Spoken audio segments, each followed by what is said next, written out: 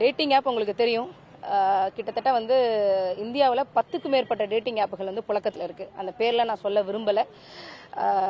அதனால வந்து என்ன நடக்குது அப்படின்னா வந்து பெண்கள் வந்து இப்போது நிறையா கல்லூரிகளை படிக்கிறாங்க, வேலைகளுக்கு உள்ளூர்லேருந்து வெளியூரில் வந்து தங்கி படிக்கிறாங்க.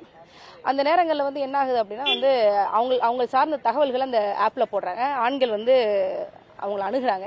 பெண்கள் வந்து கொஞ்சம் பேசி வந்து என்ன ஆகுது அப்படின்னா, இது டேட்டிங் ஆப்பு, காதலிச்சு கல்யாணம் பண்ணா கூட பரவாயில்ல, இந்த அந்த கயவர்களை நம்பி இவங்க வந்து கார்களில் வாகனங்களை ஏறி போகிறாங்க. அதனால் வந்து பாலியல் வன்கொடுமை சம்பவங்கள் நிறைய நடக்குது. நம்ம கோயம்புத்தூர்ல இருக்கிறோம். கடந்த நவம்பர் 2ஆம் தேதி கூட வந்து பாலியல் வன்கொடுமை சம்பவம் நடந்தது. அந்த சம்பவத்தில் ஈடுபட்ட 2 பேருமே வந்து காவல்துறையோட நெருங்கிய உறவினர்கள். ஒருத்தர் வந்து மகன் சொல்கிறாங்க, இன்னொருத்தர் வந்து தங்கச்சி மகன் சொல்லி சொல்கிறாங்க.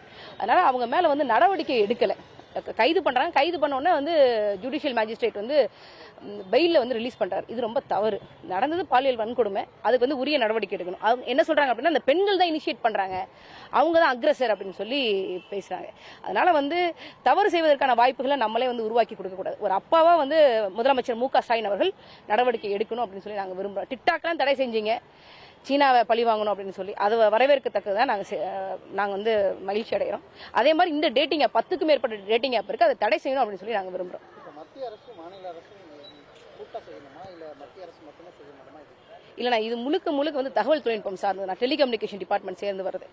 நாங்கள் மாநில அரசுக்கு கோரிக்கை வைக்கிறோம். மாநில அரசு இது மத்திய அரசோட சேர்ந்து பெண்கள் 50 விழுக்காடு பெண்கள் இருக்கிறாங்க. அதில் இப்போ இந்த 18 வயசுக்கு மேலே இருக்கக்கூடிய பெண்கள் ஏகப்பட்ட பேர் இருக்காங்க, லட்சக்கணக்கான பேர் இருக்காங்க. அவங்களுடைய பாதுகாப்பை வந்து உறுதி செய்யணும். 2 பேரும் சேர்ந்து தான் உறுதி செய்ய முடியும். அதே போல இப்போ கோவை மாநகர காவல்துறை வந்து ஒரு 7 பிங்க் நிற கால் டாக்ஸி லான்ச் பண்ணிருக்காங்க. இன்னைக்கு கூட ஒரு பொண்ணை ரெஸ்கியூ பண்ணிருக்காங்க. இல்லை, அது வரவேற்கத்தக்கது தான். ஆனால் அது மட்டும் போதுமானதா இல்லைண்ணா, போதுமானதா இல்லை. பெண்களுக்கான பாதுகாப்பு, சாலையில் நடந்து போகக்கூடிய பெண்களுக்கே பாதுகாப்பு இல்லை. முன்னாடிலாம் வந்து செயினை பறிச்சுட்டு போவான், பொருளோட போயிடும். இப்பெல்லாம் வந்து பாலியல் வன்கொடுமை சம்பவங்கள் பெருகி போயிருக்கு. நியூஸ் ரிப்போர்ட் ஆகுது, 1-2 ரிப்போர்ட் ஆகுது. ஆனால் நடக்கிறது 100க்கும் மேற்பட்டது நடக்குது. காவல்துறை அதிகாரிகளே சொல்றாங்க, வந்து எங்ககிட்ட கம்ப்ளைண்ட் கொடுக்கறதுக்கு பயப்படுறாங்க அப்படின்னு சொல்லி. அதனால அது ஒரு பெரும் சிக்கல். இதை வந்து மாநில அரசும் மத்திய அரசும் சேர்ந்து தான் இதை தடை செய்ய முடியும். நாங்கள் கோரிக்கை வைக்கிறோம்.